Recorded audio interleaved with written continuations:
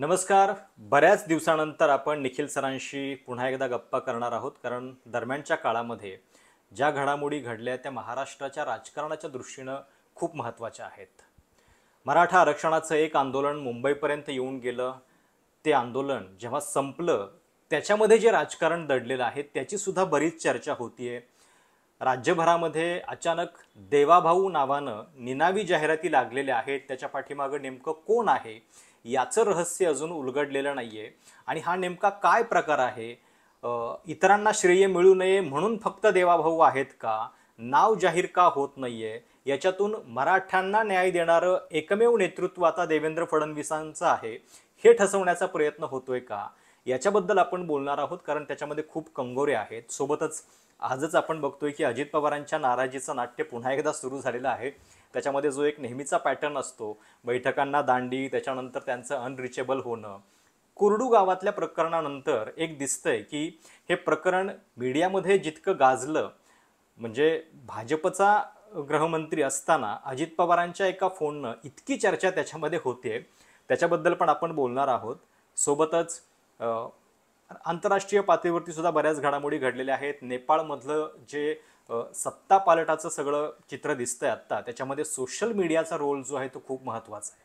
म्हणजे जेव्हा मुख्य माध्यमं आणि विरोधी पक्ष जनतेचा आवाज प्रतिबिंबित करायला कमी पडतात, तेव्हा सगळी क्रांती जी आहे ती कशी सोशल मीडियाच्या माध्यमातून होऊ शकते याचं एक मोठं उदाहरण आपल्याला नेपाळच्या सगळ्या घटनेमध्ये पाहायला मिळतंय. त्यामुळं या जवळपास 15-20 दिवसातल्या सगळ्या घटनांचा आपण आढावा घेणार आहोत, कारण जी घटना घडली आहे, जरांगे पाटील इकडे येऊन गेले मुंबईमध्ये आणि यावेळी फडणवीसांनी फार यशस्वीपणे हे आंदोलन हाताळलं. म्हणजे जर एकनाथ शिंदे यांच्या काळातलं आंदोलन आणि आत्ताच्या काळातलं आंदोलन याची जर तुलना करायची झाली तर तुम्ही त्याच्याकडे कसं बघताय? मला असं वाटतं की एकूण जर बघितलं तर एकनाथ शिंदेनी जरांगे पाटील यांच्याबरोबर संधान मानलं होतं असं माझं मत आहे. आणि देवेंद्र फडणवीस यांनी पहिल्यापासून जरांगे पाटील यांच्यापासून काही अंतर बाळगलेलं आहे. म्हणजे आता दोघांची हाताळणी जर बघितली, एकनाथ शिंदे जेव्हा मुख्यमंत्री होते तेव्हा मनोज जरांगे पाटील उपोषणाला बसले. एकनाथ शिंदेनी त्यांच्याकडे आपले दूत पाठवले, 2 न्यायाधीश पाठवले. त्यानंतर उदय सामंत वगैरे, संदीपान भुमरे, असे 3-4 लोक, बच्चू कडू असे तिकडे त्यांच्या पायाशी जाऊन बसत होते, लाईव्ह चर्चा करत होते वगैरे. तर एकनाथ शिंदेनी मनोज जरांगे पाटील यांचा अहंकार गोंजारण्याचा प्रयत्न केला आणि त्यांना घोळात घेतलं. नेतृत्व म्हणजे उभं राहावं अशी त्यांची याचं कारण एकनाथ शिंदेना एक जाणीव झाली की आपण आता मराठा तारणहार सुद्धा बनू शकतो. शिवसेनेत असताना ते मराठा तारणहार नव्हते. बाळासाहेबांच्या काळात तर प्रश्न नव्हता, कारण बाळासाहेबांना तेवढ्या जातीय जाणीवा नव्हत्या. तो मुद्दा त्यांच्या लक्षात आला की इथे आपण मराठा तारणहार बनू शकतो. मराठ्यांना जर आपण राखीव जागा मिळवून दिल्या तर आपलं एक वेगळं, आपल्याला आपल्या काय मिळकतीमध्ये एक वेगळी ॲडिशन होऊ शकते. हे एकनाथ शिंदेना कळलं. पण झालं काय, शेवटी एकनाथ शिंदेनी फसवणूकच केली ना. मनोज जरांगे पाटलांची फसवणूक केली. मनोज जरांगे पाटलांना त्यांनी जाळ्यात ओढलं, त्यांचा विश्वास संपादन केला. मनोज जरांगे पाटलांनी एकनाथ शिंदेचं ऐकलं की मुंबईला येऊ नका, लॉ अँड ऑर्डरचे प्रॉब्लेम होतील, त्यामुळे ते तिथे नव्या मुंबईत कोपरकरणेला थांबले. तिथे जाऊन रात्री, म्हणजे कोणाची अपेक्षा नसताना रात्री 12 नंतर, म्हणजे मला असं वाटतं मंगेश शिवटे 12 नंतर गेले असतील, पण बाकीचे लोक तिथे 2-3 वाजता पोचले. सगळं जग झोपलेलं असताना काहीतरी एक करार करण्याचा प्रयत्न केला. जो करार फसवा होता हे आधी मनोज जरांगे पाटलांच्या लक्षात आलं नाही, पण त्या करारातून काहीच झालं नाही. बरोबर. म्हणजे सगळे सोयऱ्यांना सुद्धा राखीव जागा मिळाल्या पाहिजेत हा आग्रह पूर्ण झाला नाही. बरोबर. आता सरकार असं सांगतंय की 8 लाख हरकती आल्या आहेत सगळे सोयरे या मुद्द्यावर, त्या आम्हाला तपासायचे आहेत. इतके दिवस काय केलं? आता होऊन गेलं ना वर्ष, निवडणुकीच्या आधी त्यांचं उपोषण होतं. बरोबर. इतके दिवस केलं काय? आणि एवढं होऊन मग शिंदेंना प्रश्न विचारत नव्हते जरांगे आता सुद्धा. माझं म्हणणं आहे जरांगे आणि शिंदेचं काहीतरी अंडरस्टँडिंग आहे असं माझा समज आहे. शिंदेंवर ते कधीच बोलत नाहीत, बरं. शिंदेंवर टीका करत नाही. कदाचित त्यांना असं वाटत असेल की अगदीच नाही तर एक तर शिंदे मराठा आहेत, मराठा कनेक्शन त्यांना वाटत असेल, ते अजित पवारांवरही फारसं बोलत नाहीत, टीका करत नाहीत, फक्त फडणवीसांवर टीका करतात.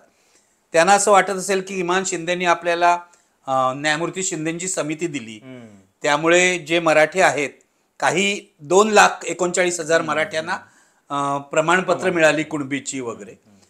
हे त्यांचं एक यश आहे. मनोज जरांगे पाटलाचं यश एवढंच आहे की मराठवाड्यातल्या 2,39,000 58 लाख नोंदी सापडल्या वगैरे खोटं, म्हणजे सापडले असतील पण त्यांना सर्टिफिकेट मिळालेलं नाही. आता जो आकडा पुढे येतोय 2,39,000 मराठ्यांना कुणबी सर्टिफिकेट मिळाली. आता बघा मराठ्यांची लोकसंख्या किती महाराष्ट्रामध्ये, आपण असं धरू 30% खरं तर नाहीये, कुणबी धरून 30% आपण धरू. प्रत्यक्ष कुणबी सोडून जर गेलं ते 23%वर येईल, 23-24%वर. तर 30% जरी धरली तरी 12 कोटीच्या महाराष्ट्रामध्ये 30% म्हणजे किती होतात बघा, 3.5-4 कोटी रुपये होत, 4 कोटी लोक होतात. तर 3.5-4 कोटी जर मराठी असतील त्यामध्ये 2,19,000 किंवा 39,000 मराठ्यांना सर्टिफिकेट मिळाली. हे काय मोठं नाहीये, ओबीसीनी अस्वस्थ व्हावं इतकंही मोठं नाहीये. पण तेवढं का होईना मनोज जरांगे पाटील यांच्या आंदोलनामुळे मराठ्यांना एवढं मिळालं. आणि आजही मराठा तरुणाला असा विश्वास वाटतोय की मनोज जरांगे पाटील आपल्याला ओबीसी मधलं आरक्षण मिळवून देतील, जे कधीच होणार नाही, कधीच होणार नाही. ओबीसी मध्ये मराठ्यांना, मराठे ओबीसी नाहीत. मला हा प्रश्न विचारायचा आहे मराठ्यांना की एकेकाळी कुणब्यांची तुम्ही चेष्टा करत होतात, कुणबी कमी दर्जाचे असं म्हणत होतात. मराठे 96 कुळी मराठे, 92 कुळी मराठे, आजही नारायण राणे म्हणतात की आम्ही उच्च दर्जाचे आहेत वगैरे. आता तुम्ही कुणबी व्हायला तयार कसे काय झालात? म्हणजे तुमच्या आर्थिक परिस्थितीमुळे. तर भुजबळ जे म्हणतात की हे काय गरिबी हटाव प्रोग्राम नाहीये ना, आरक्षण हा गरिबी हटाव प्रोग्राम नाहीये. तर मनोज जरांगे पाटलांचं इतकंच त्यांची मिळकत आहे असं मला वाटतं. मला सहानुभूती वाटते या माणसाविषयी. तो प्रामाणिक आहे, तो अजून विकला गेलेला नाही असं म्हणतात. आणि जे दिसतंय पण त्यांना जाळ्यात ओढणं, त्यांना फसवणं फारसं कठीण नाहीये. हे शिंदेच्या काळातही दिसलं, आत्ताही दिसलं. म्हणजे माझं असं मत आहे की फडणवीसांनी त्यांच्यापासून अंतर राखलं, मी म्हणतो त्याप्रमाणे. आणि फडणवीसांनी त्यांना स्वतःच्या जाळ्यात ओढलं. म्हणजे कसं, त्यांना मुंबईत येऊ दिलं, मुंबईत येण्यासाठी काही विरोध केला नाही, येऊ नका सांगितलं नाही. खरं तर कोणाला वाटलं नव्हतं की ते इतकं मोठं आंदोलन मुंबईत येईल म्हणून. एक्झॅक्टली. त्यांनी एक प्रकारे बघितलं, म्हणजे त्यांची नाही, 3-4 महिने आधी त्यांनी सांगितलं होतं ना आपण आंदोलन करणार. 4 महिन्यामध्ये एकदाही फडणवीसांनी आपले प्रतिनिधी पाठवले नाही चर्चा करायला. म्हणजे मी तुमच्याकडे दुर्लक्ष करतो, मी तुम्हाला काही किंमत देत नाही. याचं कारण असं आहे, फडणवीसांचं असं म्हणणं होतं की आम्ही आता मराठ्यांना 10% SC-BC आरक्षण दिलेलं आहे, तेच त्यांनी घ्यायला हवं असं फडणवीसांचं म्हणणं दिसतंय. मला असं वाटतंय फडणवीसांच्या वागण्यावरून की आम्ही सातत्याने 14 पासून प्रयत्न केलाय मराठ्याला आरक्षण देण्याचा, जे टिकलं नाही सुप्रीम कोर्टामध्ये. ते दोष देतात महाविकास आघाडीला, त्यांच्यामुळे टिकलं नाही. पण आता सुद्धा 10% जे आरक्षण आहे ते आम्ही दिलंय. त्यामुळे फडणवीसांच्या दृष्टीने हा प्रश्न नाही, त्यांनी येऊ दिलं, मुंबईमध्ये येऊ दिलं. आता मुंबईमध्ये हजारो लोक जर येणार असतील तर काही व्यवस्था करायची जबाबदारी होती सरकारची, ती काहीच केली नाही. माझ्या मते ती मुद्दामून केली नाही. म्हणजे खाऊ गल्ली बंद ठेवली, पाण्याची व्यवस्था केली नाही, टॉयलेटची, हे अमानवी आहे, माणुसकी शून्य आहे. हे त्यांनी मुद्दामून केलं. फडणवीस अत्यंत कावेबाज आहेत असं माझं मत आहे पहिल्यापासून. म्हणजे ते अजित पवारांसारखे बोलणार नाहीत वाटेल ते, किंवा शिंदेसारखी कृती करणार नाहीत. पण त्यांनी मनोज जरांगे पाटील मुंबईत येतील पाहिलं, त्यांची गैरसोय होईल पाहिलं. पोलीस काय स्वतःहून निर्णय घेत नाहीत ना, खाऊ गल्ली बंद ठेवा, टॉयलेटला कुलप लावा, हे काय पोलीस निर्णय घेत नाही. हे जेव्हा गृहमंत्री त्यांना सांगतात तसं करा तेव्हा पोलीस करतात. पोलीस हे हुकमाचे ताबेदार आहेत, त्यामुळे मी पोलिसांना दोष देत नाही. फडणवीसांनी पहिल्या दिवशी काहीही त्यांची सोय केली नाही, गैरसोय होईल असं पाहिलं. त्यांना कदाचित असं वाटत असेल, असं मला वाटतं की गैरसोय झाल्यावर हे परत जातील, आंदोलनाची परीक्षा घेतली. म्हणजे मराठा आंदोलक जे आहेत ते परत जातील. पण ते जिद्दी होते, ते परत गेले नाहीत. सगळी गैरसोय त्यांनी सहन केली. त्या आझाद मैदानातला चिखलही सहन केला आणि राहिले ते. मग फडणवीसांनी काय केलं, म्हणजे मी म्हणतो फडणवीस कावेबाज काय आहेत, लोक म्हणतात फडणवीस चतुर आहेत. चतुर नुसते नाहीत, ते कावेबाज आहेत. त्यांनी बोलणी वाहण्यासाठी काय केलं, पहिल्यांदा न्यायमूर्ती शिंदेना पाठवलं. शिंदेनं धुडकावून लावलं मनोज जरांगे पाटलांनी, यांच्याशी मी का चर्चा करू. शिंदे हे काय वाटाघाटीसाठी माणूस नाही ना. शिंदे हे प्रमाणपत्र शोधण्यासाठी नेमलेल्या समितीचे अध्यक्ष आहेत.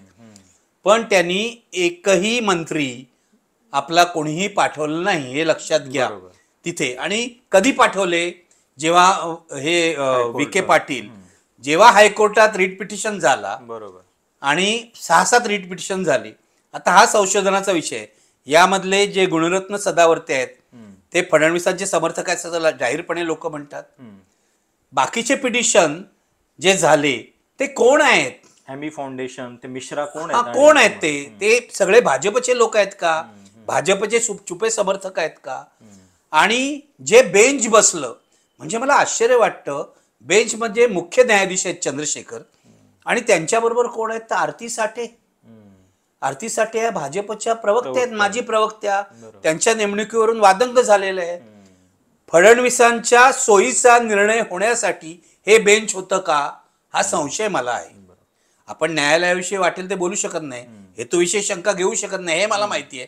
तरी सुद्धा या बेंचमध्ये, म्हणजे चीफ जस्टिसच्या बेंचमध्ये आत्ताच नेमणूक झालेल्या आरती साठे कशा आल्या. आणि मग त्यांच्या पुढे आलं, त्यांनी सांगितलं सगळी मुंबई, दक्षिण मुंबई खाली करा, आझाद मैदानात जा वगैरे. जेव्हा दबाव आला त्याच्यानंतर मग सरकारने चर्चा सुरू केली, त्याच्यानंतर हे विखे पाटील आले. बरोबर. पण म्हणजे आता त्या GR वरनं इतका संभ्रम महाराष्ट्रामध्ये आहे की नेमकं आपल्याला मिळालेलं आहे की नाही. दुसऱ्या बाजूला ओबीसी पण म्हणजे मिळालंय असं समजून नाराज आहेत. मराठ्यांमध्ये सुद्धा वेगवेगळ्या प्रतिक्रिया येत आहेत. अशा वेळी एक जाहिरात येते देवाभाऊ नावानं, आणि त्याच्यातून आपल्याला दिसतंय की ते सरळ सरळ या सगळ्या आंदोलनाचं क्रेडिट घेण्याचा विषय आहे. कारण छत्रपती शिवाजी महाराजांची प्रतिमा आहे, त्याला अभिवादन करताना फडणवीस दिसत आहेत, मागे मग राजमुद्रा आहे, आणि बाकी काहीही लिहिलेलं नाहीये त्याच्यावरती. आता ते का लिहिलं नाही माहिती नाही, कदाचित नंतर जर काही स्थिती बदलली तर आम्ही कुठं बोललो होतो वगैरे असं म्हणायची पण एक सोय ठेवली का माहिती नाही. पण अशा पद्धतीनं निनावी जाहिराती येणं एकूणच सगळ्या नियमांच्या दृष्टीनं तुम्हाला किती घातक, किती धोकादायक वाटतं. धोकादायक म्हणजे हे राजकारणाच्या अधोगतीचंच लक्षण आहे ना. फडणवीस जेव्हा विरोधी पक्ष नेते होते तेव्हा ते नैतिकतेचा दावा करायचे, राजकारण्यांवर, राष्ट्रवादीच्या आणि काँग्रेसच्या टीका करायचे, मंत्र्यांवर टीका करायचे. लक्षात घ्या, जेव्हा अशोक चव्हाणांनी अशोक पर्व ही जी सप्लिमेंट काढली, ज्याच्या विरुद्ध निवडणूक आयोगाकडे तक्रार गेली आणि खूप वादंग झालं, त्यावेळेला फडणवीसांचं विधान काय होतं बघा, त्यावेळेला भाजपची विधानं काय होती बघा. भाजपने आक्षेप घेतला होता ना, अशोक पर्व या 4 पौनी पाणी पुरवणीला निवडणुकीच्या तोंडावरती आली म्हणून. मला सांगा, आता निवडणूक नाहीये, त्यामुळे निवडणूक आयोगाचे नियम लागू होत नाहीत, हे मला माहिती आहे. नाहीतर काय झालं असतं, या जाहिरातीवर प्रकाशक म्हणून कोणाचं तरी नाव आलं असतं, ज्यांनी कोणी दिले त्याचं.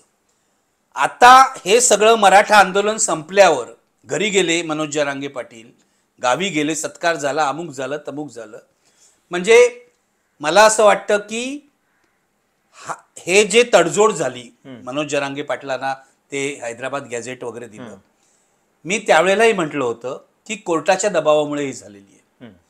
जर त्या दिवशी तडजोड झाली नसती तर कोर्टाला सतीश माने शिंदे, जे मराठा आंदोलनाचे वकील होते, यांनी सकाळी 11 वाजेपर्यंत वेळ मागितली होती. बरोबर. जर त्या दिवशी तडजोड झाली नसती आणि 5-6 वाजेपर्यंत आंदोलन संपलं नसतं तर दुसऱ्या दिवशी 11 वाजता कोर्टाने काय आदेश दिला असता आपल्याला माहित नाही. कदाचित आंदोलन गुंडाळा असा आदेशही आला असता. बरोबर. म्हणजे तडजोड करून काय झालं, सरकारची पण प्रतिष्ठा राहिली आणि मनोज जरांगे पाटील यांचा पण सन्मान राहिला. याचं कारण असं आहे की फडणवीसांवर सुद्धा ताशेरे मारले होते, म्हणजे सरकारवर ताशेरे मारले होते कोर्टाने, आणि मनोज जरांगे पाटील यांच्या समर्थकांना पण सुनावलेलं होतं. त्यामुळे दोघांचाही सन्मान राहणं महत्वाचं होतं, तो कोर्टामुळे राहिला. आता हे सगळं झाल्यावर फडणवीस अशी जाहिरात करतात, म्हणजे मी असं मानतो फडणवीसांच्या इच्छेनुसारच ही जाहिरात झालेली आहे. तो प्रश्न आहेच, कारण समजा नाही, इच्छेनुसारच झालेली आहे, त्याशिवाय येऊ शकत नाही ना. तुझी किंवा माझी कोणी अशी जाहिरात आपल्या नकळत आपण आपल्याला माहित नसताना देऊ शकत नाही ना. बरोबर. तर देवाभाऊची ही जाहिरात त्यांच्या संमतीनेच आलेली आहे. माझ्या मते तुम्ही काही म्हणा, म्हणजे हल्ली काय आहे, भ्रष्टाचाराची व्याख्याच बदलली आहे आणि त्या भ्रष्टाचारामध्ये मतदार सुद्धा सामील आहेत. त्यामुळे लोक याला भ्रष्टाचार मानत नाहीत, पण मी याला भ्रष्टाचार मानतो. कुठल्या पातळीवर? हा, कुठल्या पातळीवर सांगतो. एक तर अशा प्रकारे ज्याचा प्रकाशक माहीत नाही ती जाहिरात वर्तमानपत्रांनी का घेतली. साहजिक आहे. आता मागे विजय तेंडुलकर आणि श्रीराम लागूंची मी मुलाखत घेतली होती. बर. तेव्हा तेंडुलकरांनी वृत्तपत्रांनी पहिल्या पानावर जाहिराती छापायलाच आक्षेप घेतला होता. ओके. आता ते सगळं आपण विसरलो. पूर्वी तेवढी आता आपली अपेक्षा म्हणजे राहिली नाही. तेवढीही राहिली नाही. आता इतकं सगळं खाली गेलेलं आहे की वृत्तपत्राच्या पहिल्या पानावर बातमी असायला पाहिजे, तिथे जाहिरात असू नये. हा जो पूर्वीचा तात्विक आग्रह होता बरोबर, त्याच्याशी आपण तडजोड केली. आता टाइम्स ऑफ इंडियाचं मास्टेड सुद्धा बदलतात जाहिरातीसाठी. म्हणजे बातमीपर्यंत पोहोचायला 7-8 पानं उलटावी लागतात, असं असतं. चला, काळ बदलला, काळाप्रमाणे आपण तडजोड केली असं पण वागू, पण तो भ्रष्टाचारच आहे. ज्या वृत्तपत्राचं पहिलं पान हे बातमीसाठी असतं तिथे आपण सर्व मिळून तडजोड करून जाहिराती घेतो. हा एक प्रकारचा भ्रष्टाचार आहे. दुसरा भ्रष्टाचार हा की, आणि त्याला फडणवीस जबाबदार आहेत, की तुम्ही अशी निनावी जाहिरात द्यायला परवानगी का दिलीत. आज 4 दिवस झाले, गेल्या शनिवारी जाहिरात आलेली आहे. 4 दिवस होऊन गेले. 4 दिवसात भाजपने आपल्याला सांगितलं नाही ह्या जाहिरातीचे पैसे कोणी दिले, याचा प्रायोजक कोण आहे, या जाहिरातीमागे कोण आहे. याचा अर्थ त्यांना लपवायचं आहे ते, असं मी मानतो. नाही त्यांनी सांगितलं असतं ना, अमुक अमुक माणूस आहे या जाहिरातीचा प्रायोजक, किंवा एक माणूस नसेल. समजा तुमच्या एवढ्या सगळ्या निवडून आलेल्या किती 137 काय आमदार आहेत, त्यांनी मिळून ही जाहिरात दिली असेल, प्रत्येकाने थोडे थोडे पैसे दिले वगैरे, अशी आमदार वर्गणी गोळा करून ही जाहिरात दिली असेल तर ते सांगायला पाहिजे. तेही सांगितलेलं नाही. मला प्रश्न विचारायचा आहे, वृत्तपत्राच्या मालकांना, संपादकाला मी विचारू शकत नाही, कारण जाहिरात कुठची घ्यायची नाही घ्यायची संपादकाला कोणी विचारत नाही हल्ली. पूर्वी संपादकाला एक प्रतिष्ठा होती, त्याचा दरारा होता. तो म्हणाला ही जाहिरात नको तर नाही घ्यायची मॅनेजमेंट. आता मार्केटिंगवर सगळं चाललेलं आहे, ऍडव्हर्टायझिंग डिपार्टमेंट सगळं करतं. त्यामुळे अग्रलेखाच्या जागी सुद्धा उद्या जाहिरात आली तर मला आश्चर्य वाटणार नाही. मला असं ह्या लोकांना विचारायचं आहे की कोण आलं जाहिरात घेऊन, तुम्ही जाहीर करा ना. वाचक म्हणून आमचा हा अधिकार आहे हे जाणून घेणं. तुम्ही जाहीर करा. तुम्हाला पैसे चेकने दिले की कॅशने दिले हे जाहीर करा. कोणाच्या नावाने तुम्ही पावती बनवली, रिसीट बनवली हेही जाहीर करा. पारदर्शकता पाहिजे ना. तुम्ही अग्रलेख लिहिता, बरोबर, लोकसत्तेचे संपादक, महाराष्ट्र टाइम्सचे संपादक, राजकारणात पारदर्शकता पाहिजे असे आपल्याला धडे देतात, उपदेशाचे डोस पाचतात. मग तुम्ही स्वतःच्या वर्तनामध्ये ही पारदर्शकता का ठेवत नाही. कोणाच्या नावाने लिसिट बनवली हे सांगा ना. फडणवीसांच्या नावाने बनवली की जो मूळ स्पॉन्सर आहे त्याच्या नावाने बनवली. की माझं याही पुढे जाऊन म्हणणं आहे की तुम्ही काळ्या पैशात व्यवहार केलात, म्हणजे रोखीने पैसे घेतलेत. बघ, मी गुगल केलं, टाइम्स ऑफ इंडियाची जाहिरात, फ्रंट पेज जाहिरात 50 लाख के 1 कोटी रुपये सध्या. हा, याचा अर्थ फडणवीसांनी 2 पानं जाहिरात दिली. मी असं म्हणतो पेपरसाठी 1 कोटी म्हणजे जवळपास 1 कोटीच्या वर. आपण असं म्हणू 50 लाख ते 1 कोटी म्हणजे 60-70 लाख त्यांना पडले. दोन्ही मिळून 1 कोटी 40 लाख, 1.5 कोटी पडले त्यांना. एका पेपरला 1.5 कोटी. माझा असा हिशोब आहे, मला आधी वाटत होतं की 5-10 कोटी यांनी खर्च केले, कारण बाकीच्या पेपर्सना त्यांनी फार पैसे दिले असतील असं मला वाटत नाही. 4-5 मराठीतले प्रमुख पेपर आणि बाकी छोटे छोटे पेपर ते काय 1-2 लाखात सुद्धा जाहिराती घेतात. तर मुद्दा असा आहे की हे 15-20 कोटी रुपये कुठून आले हे आम्हाला कळायला हवं. बरोबर, सरकारी पैशांनी हे झालेलं नाही हे निश्चित. नाही तर सरकारचं नाव असतं, बरोबर, आणि सरकारी पैशांनी करायचं असतं तर तिघांचे फोटो आले असते ना. बरोबर. म्हणजे शिंदे हे जे काय, कदाचित म्हणजे ही अशी जाहिरात छापण्यामागे हे पण एक कारण असू शकतं की बाकीच्यांना कसं आहे की म्हणजे सिस्टीम मधनं समजा आपण गेलो तर ह्यांची पण नावं घ्यावी लागतात. इथं फक्त क्रेडिट फडणवीसांचंच हवंय. पण हे क्रेडिट वॉरच आहे ना. एक्झॅक्टली, श्रेयाचं युद्ध आहे. शिंदेची प्रतिक्रिया आली आहे की हे क्रेडिट वॉर नाही. दुसऱ्या दिवशी ही जाहिरात छापल्यावर शिंदेना कोणीतरी विचारलं, शिंदे म्हणाले आमच्यामध्ये श्रेयाची लढाई नाही वगैरे. म्हणजे आहे श्रेयाची लढाई आहे. याचं कारण शिंदे मराठा तारणार बनत होते. शिंदेना यापासून दूर ठेवलं पूर्णपणे. आता दूर ठेवलं कुणी? फडणवीसने दूर ठेवलं. म्हणजे शिंदेने येऊन विचारलं का की मी येऊ का, असं कोण विचारणार ना मुख्यमंत्र्याला. फडणवीस म्हणाले असतील जेव्हा शिंदे मुख्यमंत्री होते तेव्हा आपल्याला बोलवलं नाही, हो. मी मुख्यमंत्री असताना त्यांना का बोलू. अजित पवार तर सगळ्यापासून नामानिराळे होते, ते तर दूरच राहिले. शिंदे मराठा तारणहार बनण्याचा प्रयत्न करत होते.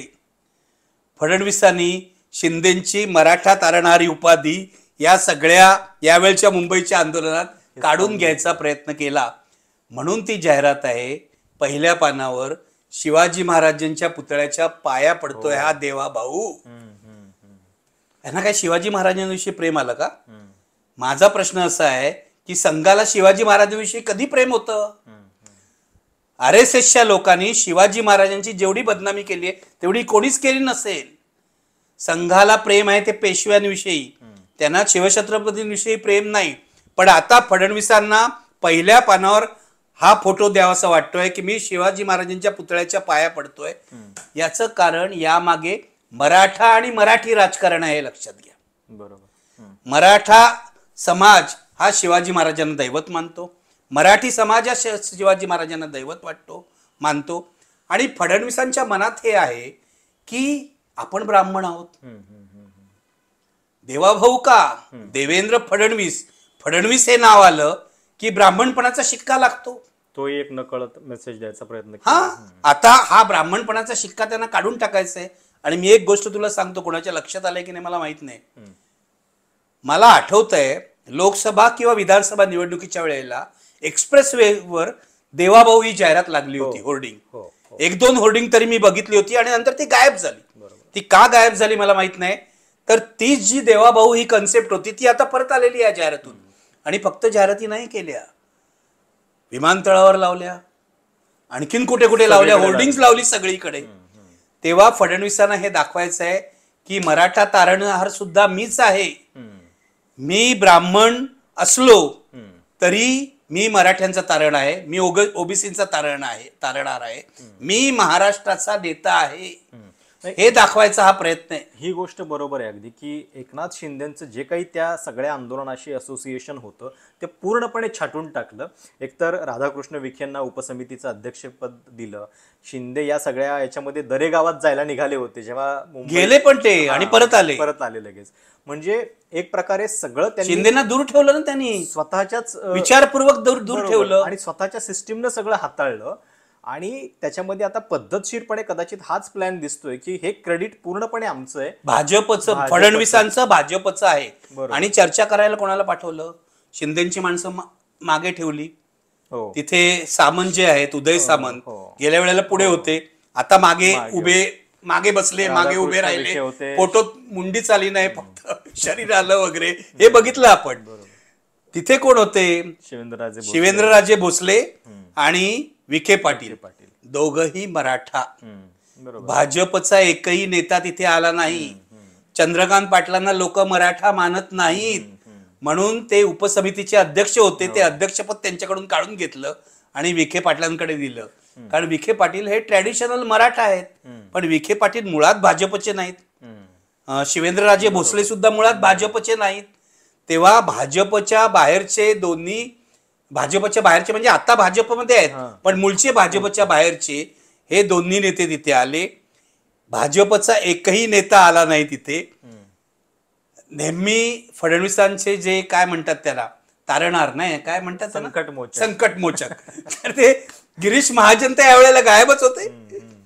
गिरीश महाजनांना दूर ठेवलंय का या सगळ्या हनी ट्रॅप प्रकरणापासून हे मला माहित नाही, पण गिरीश महाजन गायब होते. हे 2 मराठा नेते जे भाजपमध्ये बाहेरून आलेले आहेत त्यांना पुढाकार घ्यायला लावला फडणवीसांनी. शिंदेना दूर ठेवलं आणि स्वतः सगळं श्रेय घेण्याचा प्रयत्न केला. ठीक आहे, हे त्यांचं राजकारण आहे.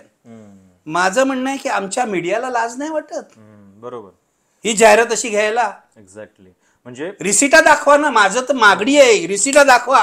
कोणाच्या नावाने रिसिटा केल्या. महाराष्ट्रासारख्या राज्यामध्ये आता 5 दिवस झालेले आहे. इतकी साधी गोष्ट लोकांना कळू नये आणि लोकांचा तो हक्क आहे की बातमी आणि जाहिरात याच्यामधली स्पष्टता लोकांना तुम्ही नीट वाचकांना सांगितली पाहिजे. एक्झॅक्टली, काय बातमी आहे आणि काय जाहिरात आहे. हल्ली ते पण वाढलंय की बातमी जाहिरातीच्या स्वरूपात गुंडाळून दिली जाते.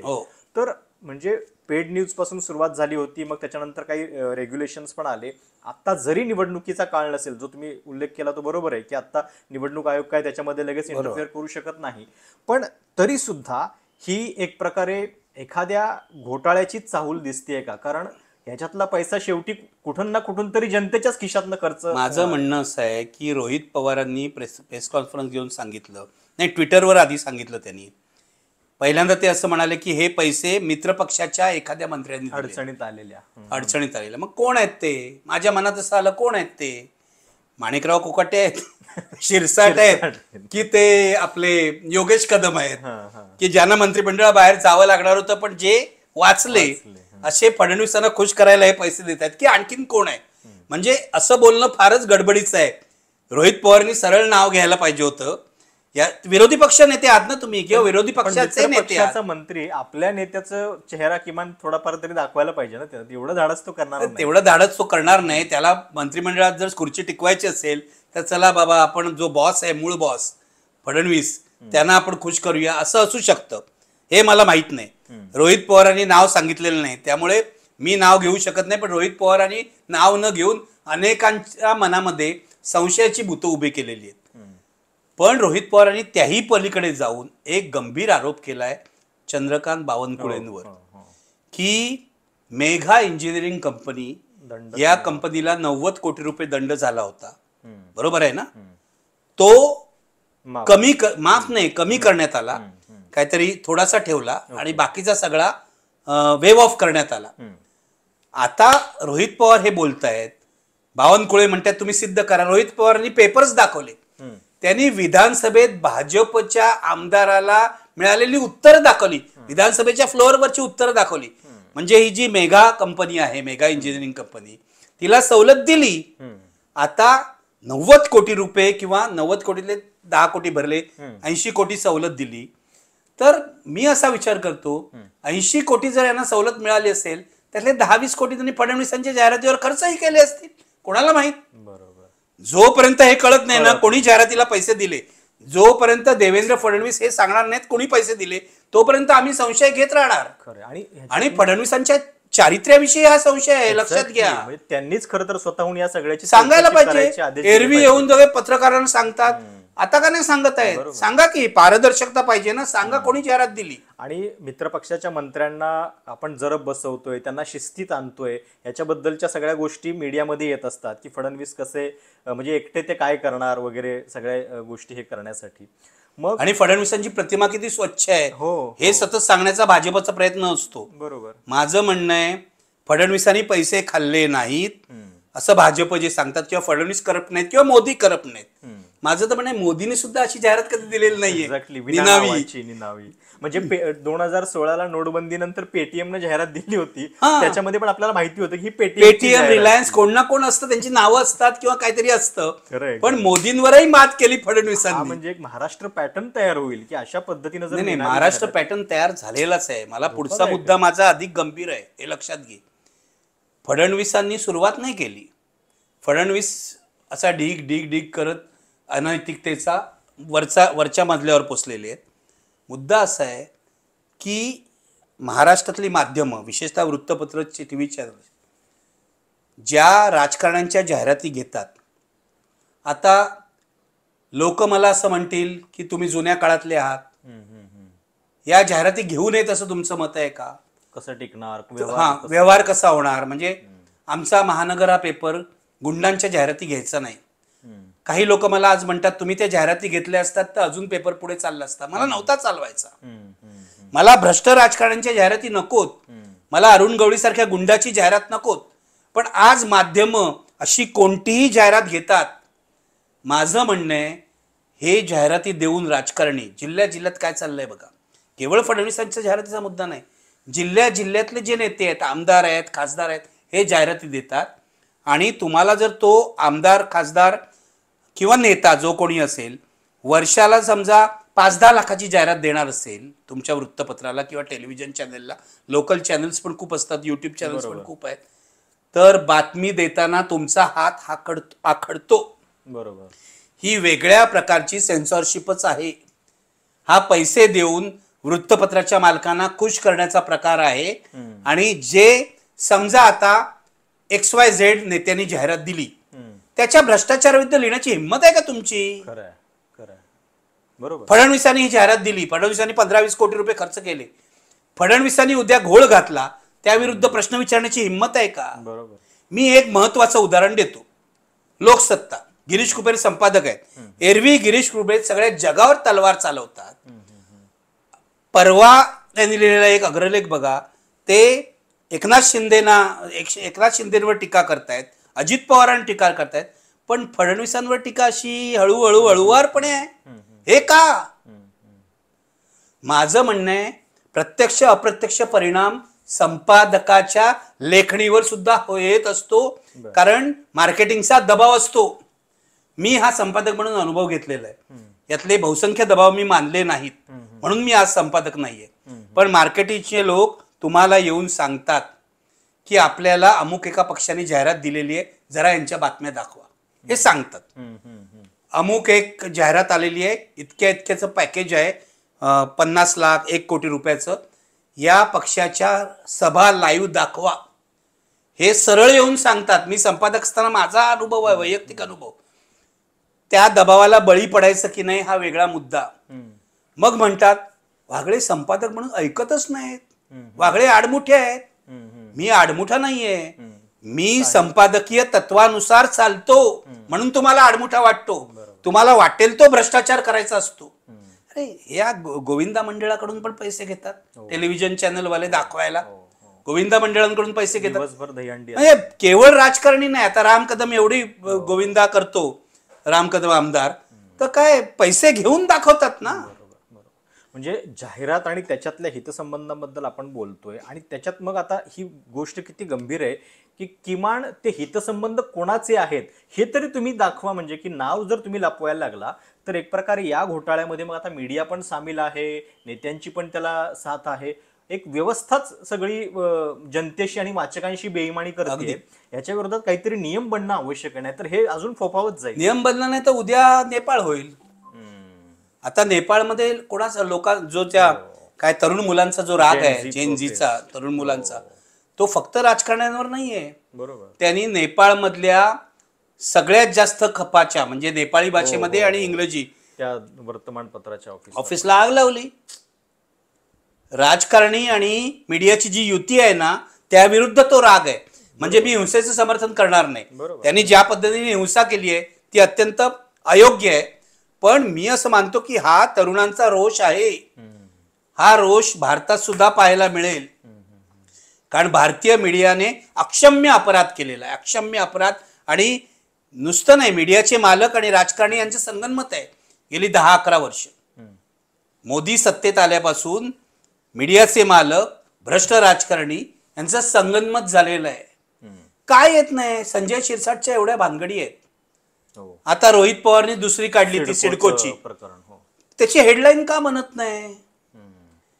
योगेश कदमच्या बारमध्ये काय चालतं ही कधी हेडलाईन का बनत नाही? या हेडलाईनच्या बातम्या नाहीयेत. किंवा आता अतिवृष्टीमुळे मराठवाड्यामध्ये खूप मोठं नुकसान झालेलं आहे, खूप मोठं नुकसान झालेलं आहे. अनेक शेतकऱ्यांचे बळी गेले आहेत, जनावरं मेलेली आहेत. ही कधी हेडलाईन दिसली? तिथल्या पेपरमध्ये पण दिसत नाही. याचं कारण हे मीडियाचे मालक, मी मीडियाचे मालक अशासाठी म्हणतो की पत्रकारांना मला दोष द्यायचा नाही, कारण पत्रकारांच्या हातात निर्णयच राहिलेला नाही. बरोबर. आणि संपादकांना पण मी दोष देत नाही. संपादक काय, त्याला काही किंमतच राहिलेली नाहीये, तो मालकाच्या दबावाखाली आहे. तो माझी पूर्वीसारखे संपादक राहिलेले नाहीत की मालकाला 4 गोष्टी ऐकवतील. रामनाथ गोयंकांना सुद्धा मुळगावकर ऐकवायचे ना, कुलदीप नय्यर ऐकवायचे. आता हे संपादक केवळ माझी खुर्ची कशी राहील, माझं कसं टिकेल, माझ्या पोरांची फी कशी जाईल, मला माझ्या फॉरेन ट्रिप्स कशा येतील, एवढाच विचार करत असतात. मी पत्रकारिता करतो असं म्हणणारे संपादक कमी राहिलेले आहेत, खूपच कमी राहिले. बाकी सगळे करिअरिस्ट, माझी पुस्तकं कशी येतील, माझं हे कशी येतील. अरे एका राजकारण्याची सत्ता घालवून दाखवा ना तुम्ही, भ्रष्ट राजकारण्याची. ती हिंमत नाही यांच्यामध्ये. आणि हिंमत पण बघा की कशी टप्प्याटप्प्यानं या सगळ्या व्यवस्थेची वाढत गेली आहे. आपण काही प्रकार याच्या आधी असे बघितले होते की निवडणुकीच्या काळामध्ये महाविकास आघाडीचा अजेंडा खोटा आहे हे सांगण्यासाठी एक बातमीसारखं ग्राफिक्स जे आहे ते देण्यात आलेलं होतं आणि ते ग्राफिक्स महायुतीनं दिलेलं होतं आणि ते आडवं असं कुठेतरी त्या जाहिरामध्ये लिहिलेलं होतं. अनेक म्हणजे वाचकांना हे कळणार पण नाही गोष्ट. आपण इतकी वर्ष माध्यमामध्ये आहोत त्यामुळे कदाचित आपल्याला ते पटकन कळतं, म्हणजे ती भाषेतला बदल वगैरे हे ते असं करण्याचे प्रकार चालू होते. याच्या आधी शिंदेची एक जाहिरात सर तुम्हाला आठवत असेल, एक सर्वे छापला होता की माझ्या मुख्यमंत्री पदाला कशी पसंती. मी फडणवीसांपेक्षा जास्त लोकप्रिय आहे असं सांगणारा तो खोटा सर्वे होता, तो उलटला त्यांच्यावर. मग असे टप्पे टप्पे करत आता आम्हाला गरजच नाही की कुणी छापलेली आहे बातमी हे सांगण्याची, इथपर्यंत आता ते आलेलं आहे. पण कसं आहे माहितीये का, जाहिरात आणि बातमी याच्यातलं जे अंतर आहे, जे बातमीचं पावित्र्य आहे, हे संपवून टाकलेलं आहे लोकांनी. मी वृत्तपत्राचं नाव घेणार नाही, पण मला असं एक वृत्तपत्र माहिती आहे की निवडणुकीच्या काळामध्ये एकाच मतदारसंघातले 2 उमेदवार, समजा एका मतदारसंघामध्ये एक काँग्रेसचा उमेदवार आहे, एक भाजपचा उमेदवार आहे, त्या वृत्तपत्राच्या पहिल्या पानावर हे दोन्ही निवडून येणार अशी वार्तापत्र होती. मी एकदा ते संपादकाला म्हटलं, हो किमान तुम्ही हे वेगवेगळ्या वेळी हे लिहिता एवढा म्हणजे भ्रष्टाचार करताना पण काहीतरी भान बाळगा ना, हा भ्रष्टाचारच आहे. स्वाभाविक आहे, दोघांकडूनही पैसे घेतले, दोन्ही उमेदवारांकडून. निवडणुकीच्या काळामध्ये फक्त जाहिरातीतून पैसे येत नाहीत वृत्तपत्राला किंवा चॅनलना. असे पैसे अनअकाउंटेड मनी, काळा पैसा खूप येतो आणि जो मालकाकडे जमा होतो. पूर्वी काय होतं, पत्रकार भ्रष्टाचार करायचे की नाही, करायचे. पत्रकार पाकिटं घ्यायचे, पण पत्रकारांची भूक ती केवढी, 1000 रुपये, 2000, 5000. आता डायरेक्ट मालकाचीच डिलिंग ना, मोदींनी सुरू केलंय तो पॅटर्न. मी मालकानच खिशात टाकतो, पत्रकार मला नोकर माणसं नकोच खिशामध्ये, मी मालकानच खिशात टाकतो. मग सगळा मीडियाच माझ्या ताब्यात येईल. हे गेली 10-11 वर्ष जे चाललेलं आहे त्याचंच हे रूप आहे. ही देवाभाऊ जाहिरात आणि त्याचे परिणाम, हे त्याचंच रूप आहे. भयंकर काळातून आपण जातो आहोत. मी तुला सांगतो, भयंकर काळातून जात आहे. काल नेपाळ मधली सगळी दृश्य बघताना असं होऊ नये भारतामध्ये असं मला वाटलं. पण सरकार जर संवेदना शून्य झालं तर एक दिवस कुठेही स्फोट होऊ शकतो. श्रीलंकेत झाला, बांगलादेशात झाला, एशियामध्ये आपले शेजारी देश मी सांगतोय. भारताचा प्रॉब्लेम एवढाच आहे की भारत खूप मोठा देश आहे आणि प्रत्येक राज्यामध्ये वेगवेगळं सरकार आहे. पण हा स्फोट कधी होऊ शकतो याचं भान राज्यकर्त्यांनी बाळगलं पाहिजे. आणि ते होऊ नये असं त्यांना वाटत असेल तर विरोधी पक्षांचा आदर केला पाहिजे, टीकाकारांचा आदर केला पाहिजे, मीडियाला स्वातंत्र्य दिलं पाहिजे. केवळ एक लोकशाहीचा आभास निर्माण करून चालणार नाही. बरोबर. आणि जे आता आपण बोलतोय की म्हणजे मालकांच्या मानगुटीतून पत्रकारितेची सुटका करायची असेल तर आपल्यासारखे जे स्वतंत्र पत्रकार आहेत त्यांना कोणीच घेणार नाही. मला थोडा आता नोकरी कोण देणार. पण प्रेक्षकांना हे कळलं पाहिजे की अशी पत्रकारिता टिकणं किती आवश्यक आहे, त्याच्यासाठी सपोर्ट करणं. म्हणून तर लोक युट्यूब बघतायत, म्हणजे जाहिरातीपासून म्हणजे त्या दबावातनं मुक्त करायची असेल. आता युट्यूब का बघतायत लोक. म्हणजे मला हे वाचकांना सांगायचं आहे की स्वातंत्र्य फुकट मिळत नाही. पहिली गोष्ट, लोकशाही टिकवण्यासाठी, स्वातंत्र्य टिकवण्यासाठी काहीतरी किंमत मोजावी लागते. आपल्या देशातल्या लोकांना ना हे भान नाहीये. तुला माहितीये, पेपर 1 रुपयात विकत होते एकेकाळी. लोकमत 1 रुपया, अमुक 1 रुपया, चालू झालं प्राइस वॉर, कमी पैशात पेपर द्या वगैरे. तेव्हाच मी हे लिहिलं होतं की हे भयंकर आहे. याचं कारण 1 रुपया म्हणून आपण जर पेपर घेतला तर उद्या हे मालक चुकीच्या कल्पना आपल्या पुढे वाढणार आहेत. तुम्हाला असं वाटतं की ते स्वस्तात देत आहेत, ते स्वस्तात देत नाहीत, ते वेगळ्या मार्गाने तुमच्याकडून वसूल करणार आहे. जर तुम्हाला स्वतंत्र माध्यम पाहिजे तर लोकांनी त्याची किंमत द्यायला शिकलं पाहिजे. खरं. म्हणजे आता रवीश कुमार आहे, तू आहेस, किंवा आणखीन 10 लोक आहेत, अभिसार शर्मा आहे, अजित अंजुम आहे, अनेक लोक आहेत. हे जे काम करतात ते आता असं आहे की सबस्क्रायबर होतात, लाखो सबस्क्रायबर होतात, पण प्रत्येक सबस्क्रायबर काय पैसे भरत नाही ना. तर आता युट्यूबच्या वेगवेगळ्या स्कीम्स आहेत. मला जर रवीश कुमार आवडत असेल तर मी त्याला महिन्याला 500 रुपये देतो, 1000 रुपये देतो. तर ही किंमत द्यायची तयारी पाहिजे ज्यांना खरी बातमी पाहिजे. आणि नाममात्र असते ती लोकशाहीच्या सगळ्या याच्यामध्ये. नाममात्र असते, म्हणजे तुम्हाला सगळं फुकट नाही मिळू शकत. फुकट घाण मिळू शकते, सत्य फुकट मिळू शकत नाही, स्वातंत्र्य फुकट मिळू शकत नाही, हे लक्षात ठेवायला पाहिजे. आज कोणतं वृत्तपत्र बोलतंय या देवाभाऊच्या जाहिरातीबद्दल? तू बोलतोयस, मी बोलतोय, आपल्यासारखे लोक बोलताय का? एखादं मोठं वृत्तपत्र बघितली का? अग्रलेख कोणी लिहिलाय का? अग्रलेख हो ना, की ही जाहिरात चुकीची आहे, गिरीश कुबेरने लिहिलाय का? गिरीश कुबेर एवढे काय म्हणतात ते दैदिप्यमान आणि हे संपादक आणि तळवळकरांचे वारस. आणि बातमी म्हणजे करायला तरी प्रॉब्लेम काय म्हणजे या सगळ्याची? एवढा शोध तर सगळे घेऊ शकतात. हा, शोध घ्या ना, एक रिपोर्टर लावा मागे, कोणी दिल्यात या जाहिराती. आणि फडणवीस तर तुम्हाला फोनवर अवेलेबल आहेत, पण त्यांनाच विचारा ना या कोणी जाहिराती दिल्या. पण असं आहे, अशा भ्रष्टाचारावर आपण पांघरून घालतो वेळोवेळी, म्हणून भ्रष्टाचाराचा ढीग जमा होतो, हे लक्षात घ्या. पुन्हा जरा राज्याच्या पॉलिटिक्सकडे येऊयात. मगाशी बोलता बोलता तुम्ही जे सांगितलं होतं की याच्यातनं शिंदेचं आरक्षणाबद्दलचं जे काही असोसिएशन होतं ते फडणवीसांनी संपवलं, तोच मुद्दा जो आहे तो आता अजित पवारांच्या बाबतीत पण लागू होतोय का? ते कुरडू गावातलं जे प्रकरण आहे मुरुमाचा, तर त्याच्यामध्ये गावकऱ्यांची एक बाजू आहे, पण ती पण थोडीफार त्यांनी अजित पवारांच्या सहानुभूतीसाठी जरा जास्त रंगवून सांगितली का? हा पण प्रश्न आहे. कारण तहसीलदारांचा रिपोर्ट जो आहे तो सांगतोय की आत्ता वर्क ऑर्डर जी आहे ती काही त्या कामासाठी निघालेली नव्हती. तर अशा वेळी अजित पवार एका अधिकाऱ्याबद्दल फोनवरून अशी भाषा वापरतात आणि त्याची देशभरात चर्चा होते. काय तुम्हाला याच्यातलं राजकारण दिसतंय? आज तर ते म्हणजे आता अनरिचेबल पण झालेत, नेहमीचा त्यांचा पॅटर्न. गायब झाले का? हो, येतील थोड्या वेळाने. थोड्या वेळात येतील. माझं म्हणणं असं आहे की भाजपचं ध्येय काय आहे? 2029ला 100% भाजप, हे अमित शहानी जाहीरपणे सांगितलेलं आहे. 2029ला 100% भाजप करायचं आहे. म्हणजे या दोघांना, शिंदे आणि अजित पवार यांना त्यांना रामराम करायचं आहे, त्यांना बाहेर काढायचं आहे. त्याचीच ही तयारी सुरू झालेली आहे. शिंदेना कट करणं, अजित पवारांना कट करणं, ही त्याचीच तयारी आहे. अजित पवारांना काय कट करायची त्यांना तशी गरज नाही, कारण अजित पवार आपल्या वागण्यानेच कट होतात अनेकदा. म्हणजे ते ज्या पद्धतीने त्या अंजना कृष्णा, त्या IPS अधिकाऱ्या यांच्याशी ज्या पद्धतीने बोलत होते ना, कोणता सुसंस्कृत माणूस असा बोलेल?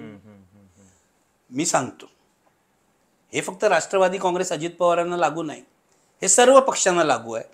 पण राष्ट्रवादी काँग्रेसमध्ये मवाल्यांचा भरणा अधिक आहे आणि ते पूर्वीपासून आहे. म्हणजे याची जबाबदारी माझं म्हणणं शरद पवारांनी पण घ्यायला पाहिजे. कारण मवाली वृत्तीचा माणूस पहिला त्यांनी पोचला, त्याला मोठा केला, तो अजित पवार आहे, हे लक्षात घ्या. आणि कौतुक कसली करतात, अजितदादा असंच बोलतात, हे करतात. म्हणजे केवळ ते उपमुख्यमंत्री आहेत म्हणून लोक काय बोलत नाहीत, नाही तर अशी भाषा जर वापरली असती तर दुसऱ्या माणसांनी पण उत्तर दिलं असतं ना. मुद्दा असा आहे की अजित पवारांना उपमुख्यमंत्रीकडून त्याचा जो पोच असतो तो पोच नाही, वागण्याची पद्धत असते ना ती. तो व्हिडिओ जर ऐकला अंजना कृष्णा बरोबरचा, एक तर ह्यांना हिंदी येत नाही, पहिली गोष्ट. बोलू नका तुम्ही हिंदी, मराठीतच बोला ना. ते त्या अधिकारी आहेत, IPS ऑफिसर आहे, त्यांना अरे तुरे म्हणतात पहिल्यांदा. तू इतनी डेअरिंग क्यों करते, काय बोलताय तुम्ही? म्हणजे हे टपोरी सारखं झालं ना, ही भाषा सुद्धा टपोरी सारखी. डेअरिंग. एक तर तो बाबा जगताप, आता मला गंमत वाटते, आता तो काही काळ मी बघितलं गुगलवर वगैरे, बाबा राजे जगताप. म्हटलं हा राजे हा कधी झाला राजे? बाबा राजे हा एक, त्याचे व्हिडिओ पण प्रसिद्ध झाले, तो हुक्का पिताना आणि काय काय असले. तर असला हा माणूस बाबा जगताप, राष्ट्रवादीचा कार्यकर्ता, मवाली कार्यकर्ता, गुंड कार्यकर्ता. असले गुंड कार्यकर्ते राष्ट्रवादीने पोचलेले आहेत जागोजागी. त्या गावात जे झालं कुरडू ना, जे गावकरी सांगतायत ते 70% खोटं आहे, हे मी तुला सांगतो. आज रिपोर्ट आलाय, आज महसूल खात्याचा रिपोर्ट आलेला आहे की मुरुम उकरण्यासाठी त्यांनी परवानगी घेतली नव्हती. आज टाइम्स मध्ये रिपोर्ट आहे, परवानगी घेतली नव्हती. अंजना कृष्णा IPS आहे, ती काय उगाच गेली का तिकडे? तिच्याकडे तक्रार आली म्हणून गेली ना. आणि नंतर 2 दिवसांनी महसूल खात्याच्या अधिकाऱ्यांनी मारहाण केली, ती पण बातमी आली काल. बरोबर, गावकऱ्यांनी महसूल खात्याच्या लोकांना मारहाण केली. सर्कल अधिकारी. अंजना कृष्णाने एकच गोष्ट चांगली केली की अजित पवारांबरोबर त्या ज्या बोलत होत्या त्याचा व्हिडिओ काढायला सांगितलं. त्यांनी त्या व्हिडिओमध्ये पण दिसतंय, त्यांनी एकाला सांगितलं हे शूट कर, त्याचा व्हिडिओ काढायला सांगितला आणि तो व्हायरल केला. त्यांच्याबरोबर महसूल विभागाचे अधिकारी सुद्धा होते, तहसीलदार होते तिथे. हे गावकरी कांगावा करतायत आणि राष्ट्रवादी काँग्रेसचे जे तिथे कार्यकर्ते होते त्यांच्यावर आता केसेस घातलेले आहेत, बरोबर आहे, त्याच्यावर कारवाई झाली पाहिजे. अजित पवारांविरुद्ध आता अंजली दमानिया केस करतायत असं त्यांनी म्हटलंय. मी तक्रार केली फडणवीसांकडे, अमुक ठिकाणी तक्रार केली, फडणवीसांच्या सेक्रेटरीकडे तक्रार केली वगैरे वगैरे, आणि आता मी कोर्टात जाणार आहे. कारवाई व्हायला पाहिजे अजित पवारांना सुद्धा, कारण अशा प्रकारे सनदी अधिकाऱ्याला दम देणं हे आक्षेपार्ह आहे. त्या काय अंजना कृष्णा काय करत होत्या, चुकीचं काय करत होत्या, त्या स्वतःचं कर्तव्य बजावत होत्या. त्या कर्तव्यामध्ये अजित पवार उपमुख्यमंत्री ज्यांच्याकडे महसूल खातं नाही त्यांनी अडथळा आणला. सगळ्यात महत्वाची गोष्ट ही आहे की अजित पवारांना हा अधिकारच नाहीये, उपमुख्यमंत्र्याला काही घटनात्मक हे नाहीये. अर्थमंत्री आहेत ते अर्थमंत्री आहेत, तुमचं खातं नाहीये. महसूल मंत्र्यांनी फोन केला असता कलेक्टरला अमुक तमुक तर गोष्ट वेगळी, पण अजित पवार म्हणजे राष्ट्रवादी गँगचे मोरके आहेत, माफियाच आहे तो एक प्रकारचा. आणि सर पुण्यातलं तुम्हाला ते उदाहरण आठवत असेल, त्या दलित मुलींवरती जो अन्याय झाला होता, त्या मुलींच्या वरती जेव्हा ते तक्रार घ्या म्हणून सांगत होते त्यांच्या विरोधात गुन्हा दाखल केलाय की तुम्ही शासकीय कामामध्ये अडथळा निर्माण केला. एक्झॅक्टली, इथं सरळ सरळ दिसतंय, पुरावे आहेत पूर्ण. सगळ्याचे. आणि मला सांगा, आता अजित पवार मोठमोठ्या गप्पा सांगतात, मी हे गुंडगिरीचं बोलतोय. पुण्यामध्ये अजित पवारांच्या राष्ट्रवादीचा अध्यक्ष कोण होता, आता आहे की नाही मला माहित नाही, दीपक मानकर, जो पूर्वी मोकातला आरोपी होता. असे सगळे लोक जमा केले आहेत. तर हा राजकीय माफिया आहे. अजित पवारांचा पक्ष हा राजकीय माफिया आहे आणि त्याचा मोरका अजित पवार आहे. अजित पवारांना फटका बसला चांगला. आणि त्यांचे जे चमचे आहेत अमोल मिटकरी सारखे, ज्यांनी त्या अंजना कृष्णाच्या सर्टिफिकेट बद्दलच मी UPSC ला कळवतो वगैरे दुसऱ्या दिवशी माफी मागितली. नंतर यांना कळलं नाही नाही हे सगळं हाताबाहेर जाणार आहे. मग यांनी अजित पवारांनी सुद्धा ट्विट केलं की मी अधिकाऱ्यांचा आदर ठेवतो. अरे माफी मागा, अंजना कृष्णा यांची सरळ माफी मागा, मी चुकलो असं म्हणा, असं नाही म्हटलंय त्यांनी. आणि आता तुम्ही गायब होताय, म्हणजे काय चाललंय काय दरवेळेला. म्हणजे धरणामध्ये मी अमुक अमुक करीन म्हणाले, तेव्हाही कॉन्ट्रोवर्सी निर्माण झाली, तेव्हा प्रायश्चित्त घेण्यासाठी गायब झाले की काय, राजीनामा दिला. नंतर एकदा पत्रकारांना पण मारीन असं म्हणाले ना एकदा, ते हे काय गंमत आहे का. एकदा कार्यकर्त्यांनाच मारीन असं म्हणाले, कार्यकर्त्यांना पण दम देतात ते. हे काय आहे, हा काय शरद पवारांचा संस्कार आहे. माझा मुद्दा असा आहे, हा संस्कार स्टाईल आहे ती. कसला दादा. अजित दादांना कोण दादा म्हणताय ना, त्यांना हे कळायला पाहिजे. महाराष्ट्रात आधी सुद्धा एक दादा होऊन गेले, त्यांचं नाव आहे वसंतदादा पाटील. ते दादा म्हणजे मोठे भाऊ होते. वसंतदादा माझ्या गल्लीत राहायचे, बंडी घालून बसायचे आणि कोणत्याही पक्षातला माणूस त्यांच्याकडे आला ना तरी त्यांचं काम करायचे. ते दादा खऱ्या अर्थाने होते. मोठ्या भावाचा रिस्पेक्ट त्यांना सगळीकडे होता. त्यांच्याकडे BJP संघाचा माणूस आला तरी त्याचं काम ते करायचं. ते वसंतदादा होते. आणि हे अजितदादा म्हणजे दादागिरी करणारे दादा आहेत.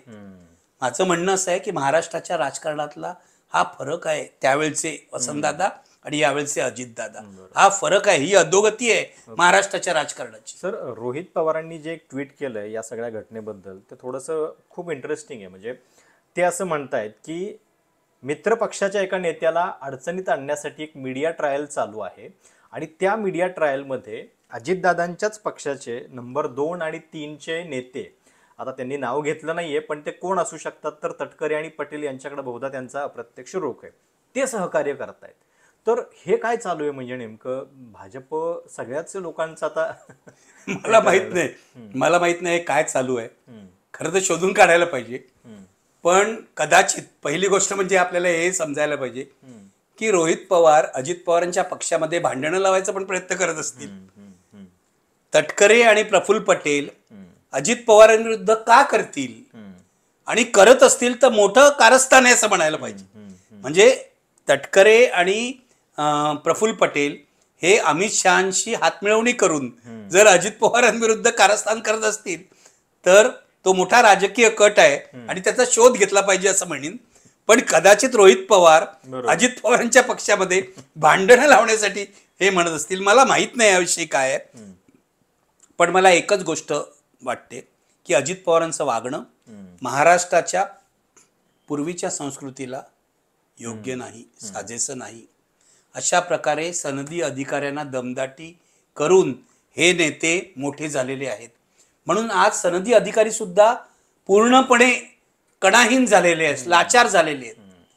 मला दाखवा सनदी अधिकारी, एखादा तुकाराम मुंडे सारखा अधिकारी ज्याची वारंवार बदली होते. बरोबर. नेत्यानं सांगितलं पाहिजे ते तुम्ही चुकताय. हो. आणि कोड ऑफ कंडक्ट आहे ना, म्हणजे चव्हाणांचं नाव घेतात. मी महेश झगडेंची मुलाखत ऐकली मध्ये कुठच्या तरी कार्यक्रमामध्ये. ते म्हणाले कोड ऑफ कंडक्ट आहे, तोंडी आदेश मान्य करू नका. हो. तोंडी आदेश जर अधिकाऱ्याला दिला तर अधिकाऱ्याने लिहून ठेवायचं की अजित पवार यांनी मला तोंडी आदेश दिला वगैरे, असं लिहून ठेवायचं. त्याचा रेकॉर्ड निर्माण करायचा. तोंडी आदेश ऐकायचं बंधन IAS IPS अधिकाऱ्यांवर नाही. मग हे अधिकारी पाळत का नाही? कारण त्यांना सुद्धा भ्रष्टाचारात सामील व्हायचं असतं ना. म्हणजे मुद्दा असा आहे की राजकारणी भ्रष्टाचारी, अधिकारी बहुसंख्य अधिकारी भ्रष्टाचारी, पत्रकार भ्रष्टाचारी, मतदार सुद्धा भ्रष्टाचारी. म्हणजे काय आता करायचं काय? सगळा समाज जर भ्रष्टाचारी झालाय तर करायचं काय? आपल्यासारखी माणसं बहिष्कृत होणार, बाकी काही होणार नाही. सुरुवात आपण ज्या मुद्द्यापासून केली होती, आरक्षणाचा मुद्दा, त्याच्यावरून आता एक असं वातावरण दिसते महाराष्ट्रामध्ये, आणि खरं तर ते खूप वेगवेगळ्या घटनांमधून सातत्याने दिसते. मराठा विरुद्ध OBC बीडमधल्या घटनेमध्ये पण आपण ते बघितलेलं होतं. आता या सगळ्या आरक्षणाच्या आंदोलनाच्या निमित्तानं पुन्हा तेच होताना दिसतंय. तर हे थांबलं पाहिजे महाराष्ट्रामध्ये. आता ह्याच्यासाठी काय व्हायला पाहिजे? आणि आरक्षणाच्या या सगळ्या लढाईतनं जाती जातींना लढवलं जात आहे का? म्हणजे मराठा लीडर म्हणजे समूहाबद्दल हे पण म्हटलं जात आहे, पॉलिटिकल लिडरशिप ऑलरेडी संपवलेलीच होती BJPनं असं सगळ्या या षडयंत्रातनं. आता जी काही सोशल लिडरशिप होती ती पण अशा गोष्टीतनं कमी होतीये. म्हणजे ॲक्सेप्टन्स जो आहे समाजाचा तो कमी होत चाललाय, कारण सगळेच तुम्हाला म्हणजे शत्रू म्हणून बघायला लागलेत. नाही, ते हे जे आहे ना, हे द्वेषाचं राजकारण आहे. आणि मला काय वाटतं की पारंपरिकरित्या OBC हा कुणाचा सपोर्टर आहे? हा BJPचा सपोर्टर आहे. तर त्या BJPला आपली वोट बँकही गमवायची नाहीये. आणि दुसऱ्या बाजूला आम्हीच मराठ्यांची तारणार असं तर फडणवीसांना दाखवायचंय. OBC लोकांना आता छगन भुजबळ बोलायला लागले. मला असं वाटतं की जर तुम्ही तो GR वाचला हैदराबाद गॅझेटचा, त्यातून काय फार जास्त लोकांना प्रमाणपत्र मिळतील आणि ते OBC कॅटेगरीत जातील असं मला काय वाटत नाही. मला काय असं दिसत नाहीये. पण OBC नेत्यांना उचकावलंय असं दिसतंय. म्हणजे मी छगन भुजबळांचं अशासाठी उदाहरण घेतो की छगन भुजबळ हे महाराष्ट्राच्या राजकारणातले एक प्रॉमिनंट OBC नेते आहेत. ते असं म्हणतात मी OBC आहे, मी मंत्रिमंडळात बसलो तरी OBC असतो. पहिली गोष्ट म्हणजे तुम्ही जी शपथ घेतलेली आहे ना, तो OBCचा प्रतिनिधी म्हणून नाही घेतलेली आहे. तुम्ही असं लोकांना सांगितलंय मी सगळ्या वर्गाचं, सगळ्या जातींचं, सगळ्या धर्मांचं प्रतिनिधित्व करीन अशी शपथ घेतलेली आहे. म्हणजे एक तर तुम्ही शपथेचा भंग करताय. आणि भुजबळांना जर असं वाटत असेल की फडणवीसांनी GR मध्ये बदल केला आणि फसवलं, तर पहिली गोष्ट म्हणजे छगन भुजबळांनी राजीनामा द्यावा. मंत्रिमंडळातून तर राजीनामा द्या. तुम्ही स्वतःच्याच सरकारविरुद्ध कोर्टात जाणार आहात. हे कुठच्या नियमात बसतं? मी नैतिकता शब्दही वापरत नाही. कुठच्या नियमात बसतं? तुम्ही राजीनामा द्या, OBCचे नेते राहा, बाहेर पडा. पण एक गोष्ट या सगळ्यांना सांगितली पाहिजे, BJP असो, राष्ट्रवादी असो, महाराष्ट्राला जसं हिंदू मुसलमान भांडणं नको आहेत, तशी मराठा विरुद्ध OBC ही भांडणं नको आहेत. कळलं का? OBC मध्ये अनेक जाती अशा आहेत ज्या अजून मागासलेल्या आहेत. गरीब मराठा सुद्धा मागासलेला आहे. गरीब मराठ्याला सुद्धा आरक्षण हवंय आणि OBCंना सुद्धा आरक्षण हवंय. मनोज जरांगे पाटलांना कुणीतरी हे सांगायची गरज आहे की कुणबी प्रमाणपत्र तुम्हाला मिळतील काही जणांना, त्यातून तुम्ही आरक्षण घ्या, त्यामध्ये काही प्रॉब्लेम नाहीये. जेव्हा विदर्भातले कुणबी, कोकणातले कुणबी यांना OBC मध्ये घातलं, तेव्हा जर मराठवाड्यातल्या मराठ्यांनी अहंकार दाखवला नसता तर आजची ही परिस्थिती आली नसती. हे लक्षात घ्यायला पाहिजे. मुद्दा असा आहे की आता जे होतंय, मराठा विरुद्ध OBC ही लढाई लावण्याचा जो प्रयत्न आहे तो अत्यंत आक्षेपार्ह आहे. महाराष्ट्राला उद्या आग लागली तर जबाबदारी दोन्ही समूहाच्या नेत्यांना घ्यावी लागेल. माझं म्हणणं आहे की आता शरद पवार अजून ऍक्टिव्ह आहेत म्हणून मी हे बोलतोय. माझी काय शरद पवारांकडून फारशी अपेक्षा नाही, कारण शरद पवार फक्त राजकारण बघत असतात. शरद पवार मराठा स्ट्रॉंग बन आहेत असं मानलं जातं, मराठ्यांचे बलवान नेते आहेत असं मानलं जातं. मग ते बाहेर येऊन मनोज जरांगे पाटलांना किंवा मराठा समाजाला सांगत का नाहीत की ही गोष्ट चूक आहे, ही गोष्ट बरोबर आहे? तुम्हाला ओबीसी मधून आरक्षण मिळू शकत नाही. महाराष्ट्रातल्या सर्व पक्षांची ही भूमिका आहे की मराठ्यांना आरक्षण मिळालं पाहिजे, पण ओबीसीचं आरक्षण कमी होता कामा नये. धक्का नको. मग बाहेर येऊन सांगा मनोज जरांगे पाटलांना. मनोज जरांगे पाटील जर स्वतःच्या अहंकारासाठी ही लढाई करत असतील तर ही थांबली पाहिजे. मराठ्यांना एवढं आरक्षण मिळू शकतं. मराठ्यांना पूर्वी सुद्धा ईबीसी आरक्षणाचा फायदा मराठे घेत होते. 10% ईबीसी आरक्षण होतं, त्यापैकी 6% आरक्षणाचा फायदा मराठ्यांनी घेतलेला आहे. बरोबर. आता एससीबीसी झाल्यामुळे 10% त्यांना त्याचा फायदा मिळत नाही. म्हणजे मराठ्यांना आजही आरक्षण आहे एससीबीसी. ते जर सुप्रीम कोर्टाने रद्द केलं तर गोष्ट वेगळी, पण आजही फायदा एससीबीसीचा. प्लस काही मराठे कुणबी होत आहेत, कुणबींमध्ये जात आहेत. तर आता मनोज जरांगे पाटलांना पण सांगितलं पाहिजे की आता पॉज घ्यायची वेळ आहे, थांबण्याची वेळ आहे. उगाच धमक्या देऊ नका, मी इतके मराठी आणीन, तितके मराठी आणीन. मनोज जरांगे पाटलांना पण काही प्रश्न विचारण्याची गरज आहे ना. जसं आपण विचारला की शिंदेविरुद्ध तुम्ही का बोलत नाही. माझा प्रश्न असा आहे की तुमच्या आंदोलनाला पैसे कोण पुरवतंय? आणि आंदोलन संपल्यानंतर ते आता फडणवीसांच्या बद्दल पण चांगलं आता मोठमोठं बोलतात ना. आता हा पण प्रश्न त्यांना विचार, तुमचे पैसे कोण पुरवतंय त्याचा हिशोब द्या. बरोबर. हे आंदोलन अशा पद्धतीने चाललंय की लाखो रुपये इथे खर्च होत आहेत. हा पैसा गरीब मराठा पुरवू शकत नाही. मग हा पैसा जर श्रीमंत मराठे पुरवत असतील तर त्यांचं हित काय याच्यामध्ये बघायला पाहिजे. त्यांचा काहीतरी वेस्टेड इंटरेस्ट असणार ना याच्यामध्ये. आणि तो वेस्टेड इंटरेस्ट मला हा दिसतोय की मराठ्यांची गणना ओबीसी मध्ये झाली, जी होऊ शकत नाही असं मला वाटतं, तर त्यांना राजकीय आरक्षण मिळेल. एससीबीसी मध्ये तुम्हाला शैक्षणिक आरक्षण मिळतं, नोकरीमध्ये आरक्षण मिळतं, पण राजकीय आरक्षण मिळत नाही. तर श्रीमंत मराठे या गरीब मराठ्याच्या आंदोलनाच्या पाठी अशासाठी आहेत की त्यांना आता ओबीसी मध्ये गणना करून तिथे सुद्धा राजकीय आरक्षण मिळायला पाहिजे. हा हेतू मला दिसतोय. तर जरांगे पाटलांना प्रश्न विचारायला पाहिजेत. बरोबर.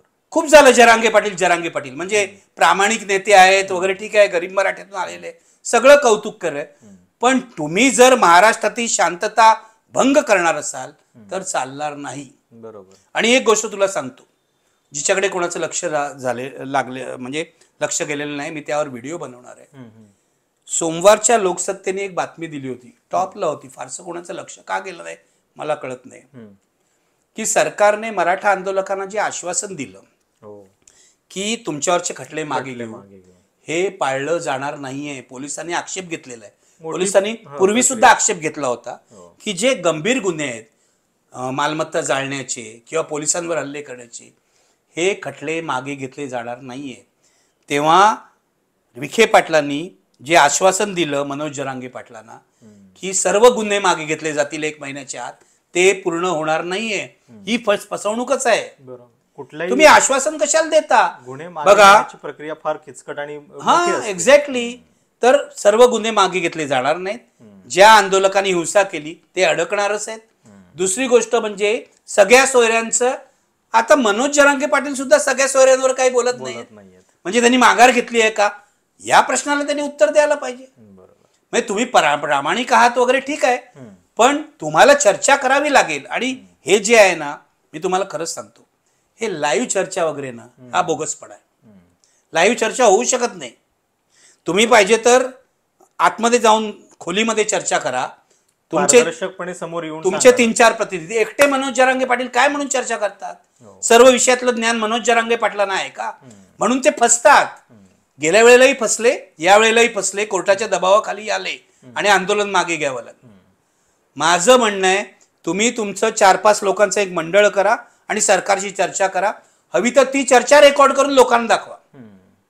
पण अशा प्रकारे एक माणूस झोपलेला आहे, लाईव्ह कॅमेरे लावलेले आहेत, ऐकू येतंय नाही येतंय, हा फार्स आहे. ही चर्चा होऊ शकत नाही. तेव्हा जरांगे पाटलांना सुद्धा आता 4 गोष्टी सांगायची गरज आहे असं मला वाटतं. म्हणजे महाराष्ट्रातला हा जो एक द्वेष मराठा ओबीसी तणाव वाढत चाललेला आहे, आधी हिंदू मुस्लिम, हो, आणि त्याच पातळीवरती तोच पॅटर्न इकडं वेगळ्या स्टाईलमध्ये राबवण्याचा प्रयत्न होतोय, तो खरंच कमी झाला पाहिजे. आरक्षणापासून ते अगदी